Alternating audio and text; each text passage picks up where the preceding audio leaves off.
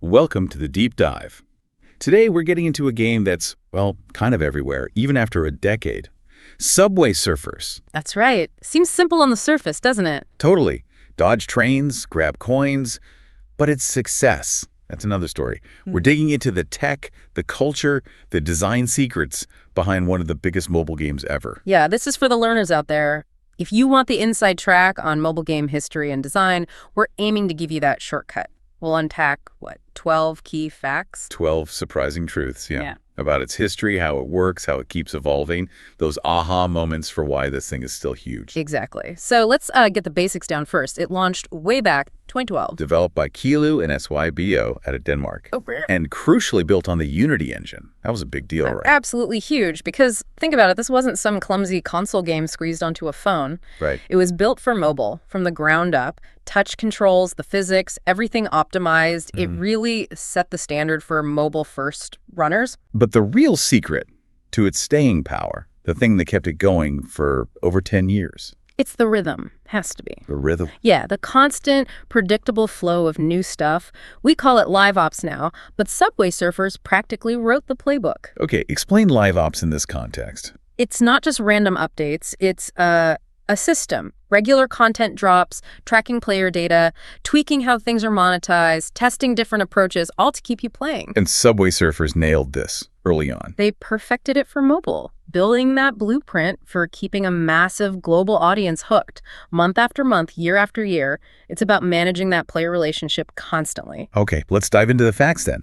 Section 1, the foundation, and just the sheer scale of this thing. Fact 1, Denmark, Kilu, and SYBO, Unity engine, 2012. We touched on Unity, but what did that really mean for development back then? Well, you got to remember 2012, the mobile world was fragmented, especially Android. Unity was honestly kind of radical because it let them build once and push it out to iOS and all those different Android phones relatively easily. Cross-platform ease. Makes sense for global reach. Exactly. And performance, too. Unity had tools to optimize the physics and graphics for those early smartphone chips. You could get a smooth, fast 3D game without, kitting the battery instantly. So they can iterate quickly. Build, test, tweak. Super fast, which is vital for an endless runner where timing is everything. That speed definitely helped them scale up. And scale they did. Fact 2, the download numbers. This is where it gets kind of wild, right? The figures are fuzzy. Fuzzy is putting it mildly. They're massive, but nobody seems to agree on the exact number. You see reports saying 2 billion lifetime installs. Others say up to 4.5 billion. That's a 2.5 billion download catch. How is that even possible? Well, there are a few likely reasons. First, think about all those different Android app stores around the world, especially in big markets like India or China back then. They didn't always report data the same way Google Play did. Okay, different tracking methods. Yeah. Second, reinstalls. People get new phones, they re-download their favorite games. Is that a new user or the same person? Hard to tell accurately across platforms and time. And people do love this game. They really do. And third, maybe preload deals. Some phone manufacturers might have bundled the game, meaning installs happened outside the main app stores. So the real number is somewhere in the billions. Definitely billions. It's undeniably one of the most downloaded apps, ever. The exact count is almost part of its legend now. So you've got billions of downloads. Yeah. How do you stop people getting bored? It's the same running, same dodging every time. This brings us to fact 3, the world tour. Ah, yes, the world tour. This is the heart of their live ops magic. It's genius, really. How does it work? Every few weeks, like clockwork, usually 3 or 4, the whole game shifts location. 1 month you're in Tokyo, the next Rio, then maybe Cairo, Paris, wherever. New look, new feel. Exactly. New background scenery, new music, new special characters or hoverboards to collect tied to that city. It stops the core mechanic from feeling stale. Because the environment changes constantly. Right. You might get tired of the running itself eventually, but you're always curious about where you're going next. It combats that mechanical monotony perfectly. But isn't that incredibly demanding, pushing out a whole new city theme every month? Sounds like burnout territory for the devs. It could be, but here's why Subway Surfers handles it so well. The core gameplay, the code for running and jumping and dodging, that almost never changes. So they're mainly just changing the visuals? Pretty much. Reskinning the environment, adding new cosmetic items. It's mostly art and asset work, not decoding changes. This minimizes the risk of breaking the game with bugs. Smart. Focus the effort on the creative side, keep the core stable. Keeps the updates flowing without the massive technical stress you see in, say, big MMOs constantly adding new systems. It's aesthetic maintenance over mechanical overhaul. Speaking of aesthetics, Fact 4 has a little twist. Not all those World Tour cities are actually real places. Correct. While they use lots of real-world locations, Paris, Mumbai, New York, they absolutely mix in stylized or completely fictional settings, too. Like Transylvania, wasn't that one? Yeah. Or space stations. Exactly. They give themselves creative license. It's framed as tourism, but sometimes it's pure fantasy. Why do that? Why not stick to real geography? Freedom. It lets the artists go wild. They aren't constrained by, an actual city layouts or physics. They can design visually stunning environments with impossible ramps, crazy colors, whatever fits the game's high-energy vibe. So it keeps the look fresh and avoids running out of real-world inspiration. Precisely. It ensures the visual style can always evolve and surprise players, prioritizing fun over strict accuracy. Okay, let's shift gears from geography to something deeper. Computer science. Fact 5 is a real mind-bender, the 32-bit score limit. Ah, yes. This is legendary among the hardcore players. It's a direct peek under the hood at the game's technical origins. So what happens? For years, players doing these incredibly long runs, like hours long, using every trick to max out multipliers, they'd find their score just stops. Dead halt. At a specific number. Exactly the same number every time. 2,147,483,647. That looks oddly specific, not just 2 billion. It's very specific, and it's not random at all. That number is the absolute maximum value for a signed 32-bit integer in computer programming. Okay, break that down. Signed 32-bit integer. So when they first coded the game back in 2012, likely using Unity, the programmers used a standard 32-bit variable to store the player's score. In simple terms, that's a chunk of memory 32 units or bits long. And signed means? It means one of those bits is used to indicate if the number is positive or negative. That leaves 31 bits for the actual numerical value. And the highest number you can represent with 31 bits is? 2,147,483,647. Exactly that. Wow. So players aren't hitting a game design limit, like, okay, you've played enough. They're literally hitting the mathematical limit of how high the original code could count. That's precisely it. The system cannot store a higher number in that variable. It's a fundamental hardware and software constraint from that era. It's kind of profound. You're not beating the game, you're beating the limits of 32-bit computing. It raises that question, doesn't it? What does mastery mean when the ultimate barrier isn't skill, but a technical ceiling? It's a fascinating philosophical edge case. Did they ever update it, maybe to 64-bit, which could count way higher? The sources suggest they've largely kept it. It's become part of the game's lore, this mythical number that only the most dedicated players can even approach. Keeping it makes sense in a way. It honors the game's history. It's a badge of honor for those who hit it, a deliberate choice to preserve that legacy. Okay, moving from code legacy to studio legacy. Fact 6. The partnership behind the game changed over time. Kilo and Eswayeva started together, but... Right. They co-developed it initially, a really successful partnership. But by 2023, Kilo had stepped back from the active development. SYBO now handles everything, all the updates, the world tour, the creative direction. Taking over a game that's been running live for a decade? That's complicated. Immensely. Imagine inheriting 10 years worth of code, assets, event systems, all layered on that original 2012 foundation. Yeah, like digital archaeology. Kind of. SYBO had to ensure total continuity, keep the update rhythm going, maintain the look and feel, manage that massive, potentially creaky code base, all without the players noticing any disruption. And player trust is everything in these live games. Absolutely critical. A smooth handover is vital, and by all accounts, they managed it seamlessly. The game kept trucking along, the world tour kept spinning, the business structure changed, but the player experience didn't. All right, Fact 7 brings the characters. There are tons of them, right? Over 50. Easily, collected across all the different seasons and updates. But here's the key thing, and it's kind of counterintuitive for a lot of games. What's that? Most of these characters, they're just cosmetic. They don't give you any real gameplay advantage. Wait, really? So unlocking a super rare character doesn't make you run faster or jump higher? Nope. Maybe Jake runs exactly the same as, say, a limited edition character you spent weeks grinding for. They look different, maybe have unique animations, but their core stats are identical. So you unlock them with coins or event tokens, but it's all about the style. It's almost entirely about style, rarity, and self-expression. And this is actually brilliant design for a game aiming for billions of players. Why brilliant? Because it proves that for a huge audience, looks are gameplay. People will grind or even pay just to look cool or unique.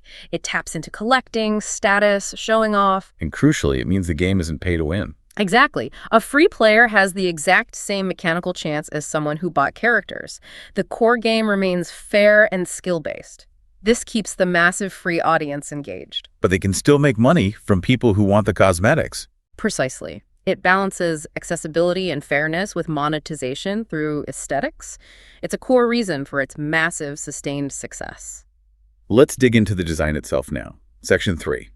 Fact 8 focuses on something players use constantly, the hoverboard. Ah, the hoverboard. Maybe the single most important design element in the game in terms of how it feels to play. It's basically a second chance, right, if you crash. Yeah, if you smack into a train or a barrier, activating a hoverboard gives you this brief moment of protection. It saves the run from ending immediately. I always thought of it as balancing the tension. The game gets fast and chaotic, but the hoverboard gives you a bit of mercy. That's a perfect way to put it. It's strategic mercy. Think about older arcade games or early runners, one mistake, boom, game over. Yeah. That can be really frustrating. Yeah, you just quit sometimes. Exactly. The hoverboard changes that. A crash isn't necessarily the end. It's a recoverable setback, usually. It keeps the dopamine flowing, keeps you engaged in that run for longer. And it's a consumable, right? Yeah. You use them up. Right. You collect them or buy them with coins. So it also creates this little loop. Use hoverboards to extend runs, earn more coins, maybe spend coins on more hoverboards. It subtly encourages continued play and spending the in-game currency. It trains you to value continuation. Clever. Okay, fact 9 loops back to the world tour, but from a different angle. Gamified geography. The idea that you're sort of learning things subconsciously. Yeah, this is a really neat side effect. As you're running through, say, the Paris level, you're seeing the Eiffel Tower, maybe some French flags, distinctive architecture. Or London with the tube signs and Big Ben. Exactly. You're absorbing these little cultural and visual cues from around the world without even trying. It's not like a textbook, obviously, but you get this ambient exposure to global landmarks and symbols. It adds another layer of appeal, doesn't it? Beyond just the running. For sure. It makes the world feel varied and maybe even sparks a little curiosity. Plus, for players from those regions, seeing their own city featured is a huge draw. It's soft power through entertainment. Gamified Geography 101, basically. And reaching that global audience was clearly always the goal. Which brings us neatly to fact 10. There's still no console version, like none at all. And that seems deliberate. It's not like they couldn't make one. It's a strategic choice. Why stick purely to mobile? Accessibility. The defining feature of Subway Surfers is its dead simple one-finger swipe control. Anyone can pick it up instantly. Right, no complex buttons or controllers needed. Keeping it mobile only preserves that absolute simplicity. It ensures the lowest possible barrier to entry for anyone, anywhere in the world, with even a basic smartphone. That must have been huge for growth in emerging markets. Absolutely massive. No need for expensive consoles, no complicated controls to learn, just download and swipe. This unwavering focus on mobile-first accessibility is fundamental to how it reached billions. It is a mobile game, through and through. Okay, let's talk culture and staying power. Section 4. Fact 11 looks at how the game created its own ecosystem, the collector's market and screenshot culture. Yeah, this is where the cosmetic characters and limited time items really pay off beyond just looking cool. They become collectibles, almost like digital Beanie Babies or trading cards for some players. So the limited time hoverboard from the Tokyo tour 3 years ago might actually be seen as rare and valuable within the community. Definitely. People track this stuff. Certain characters or boards were only available for a short time or required a lot of effort to unlock during a specific event. Owning them becomes a status symbol. And how does screenshot culture fit in? That's how you show off. Players take screenshots of their character lineup, their rarest board, their high score, and share it on social media, forums, Discord, wherever. So the game extends beyond just playing it. It becomes about collecting, comparing, displaying. Exactly. It transforms a solo running experience into a social and, in a way, economic activity built around rarity and status. That community buzz keeps people invested even when they're not actively playing. Which leads perfectly into the final facts, fact 12, which kind of ties everything together. The nostalgia loop. This is the real secret sauce. I think it might be. We talked about the World Tour bringing new cities, but the genius is that the old cities come back around too. On a cycle. Yeah, a predictable, often seasonal cycle. So maybe every October you get Transylvania, maybe Rio pops up again during carnival season when a city returns that you played years ago. Yeah, the memories flood back, the music, the look. Exactly. It triggers this powerful nostalgia. Suddenly, players who haven't touched the game in ages might see an update or a notification, hey, the Cairo Tour is back. And that emotional connection pulls them right back in. That's really different from games that only focus on brand new content. Totally different. Those games risk exhausting players or making them feel like they've missed too much. Subway Surfers leverages repetition and memory.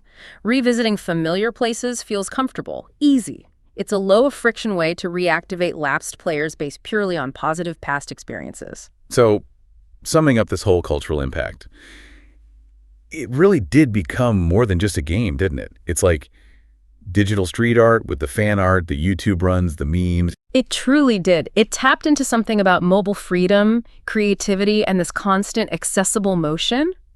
The secret wasn't some super complex mechanic. It was simple design. An endless creative momentum fueled by that rhythm and community. Okay, let's really synthesize this. Section 5, deep analysis. We have these two powerful forces. The rigid technical limit, that 32-bit score roll from Fact 5, and this fluid creative cycle of updates from Fact 12. How do those interact? It's a fascinating tension, right? You've got the hard, unchangeable reality of the code, the physics engine, that maximum integer. The tech says, this is the box you operate in. The system imposes limits. Right. But then you have human creativity pushing against those limits constantly. The designers can't easily change the core running, but they can change everything around it. The characters, the cities, the theme. Exactly. Because the technical foundation is relatively fixed and simple, they're forced to innovate endlessly on the aesthetics, the collectibles, the emotional hooks, the feel of the game. So the technical constraint actually channels the creativity into the visuals and the live service elements. I think so, yeah. It prevents the game from becoming bloated with complex new mechanics that might break the core experience or alienate the huge casual audience. The simplicity of the core loop forces elegance and creativity in the presentation layer. That's actually brilliant. The limitation became a strength. If they'd had infinite power, maybe it would have become too complex, too niche. Could be. It ensured the game stayed instantly understandable and playable globally. That tight technical framework demanded clever, creative solutions focused on keeping things fresh, visually and emotionally.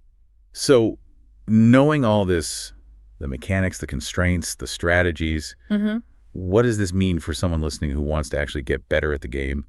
Can we pull out some pro tips based on this deep dive? Oh, definitely. Understanding why things work helps you export them. Like the hoverboard, knowing it's about momentum, not just saving a run. Okay, let's offer 3 concrete tips then, drawing from what we've discussed. Tip 1. Master the hoverboard, but strategically. Don't just pop it when you panic. Use it preemptively in tricky sections, like those tight tunnels or really fast parts. Why preemptively? To maintain your score multiplier streak. A crash resets it. Protecting that streak when the multiplier is high is way more valuable than saving yourself from an early low-point crash. Save boards for when the points really count. Okay, good one. Tip 2. Pay attention to the World Tour schedule and mission sets. When a new city drops, focus on completing those missions quickly. Timing is key. Yeah, because that's usually the window to unlock the limited edition characters or boards tied to that specific tour. It's playing into that collector's mentality when talked about maximizing your haul by understanding the live ops rhythm. Right, ride the wave of the update cycle. And tip 3, this is for the serious players aiming for those crazy high scores. For hitting that 2 billion wall, it becomes less about just reflexes and more about long-term resource management. You absolutely need to master using head starts and score boosters at the beginning. Why head starts? They skip the slow, early part of the run where you earn hardly any points. You want to spend as much time as possible in the high-speed, high-multiplier phase. And then it's about efficient, continuous hoverboard use in the super late game to push right up against that 32-bit limit. It's an endurance and efficiency challenge. So it's not just dodging, it's understanding the game's internal clock, its limits, and using those safety nets like the hoverboard with real precision. Exactly. You got to play the system, not just the obstacles. Wow. So yeah, this dive really showed Subway Surfers is way more complex under the hood than it looks. That download number mystery, the cosmetic-only focus, that incredible 32-bit integer ceiling. It's a masterclass in accessible design, hiding some deep technical roots. Definitely. What surprised you most, thinking back on it all? For me, I think it was that nostalgia loop, how deliberately they use returning content to trigger memory and bring people back. It's not just about the new, it's about the familiar, too. Yeah, that's powerful. And if you zoom out, look at digital evolution. Subway Surfers shows how simple structures, basic runner, easy controls, regular updates can sustain incredibly deep, long-term engagement. It's about nailing accessibility and aesthetic appeal, maybe more than just piling on features. So the takeaway quote for today has to be, Yeah. the secret is simple design and endless creative momentum. Couldn't say it better myself. And there's a whole other layer to this. The Wow. speedrunning community. The people who take these mechanics and constraints and push them to absolutely absurd limits. Now that sounds like another deep dive entirely. It really is. Just next time as we explore the wild world of Subway Surfers speedrunning, how they break, bend, and master this endless run.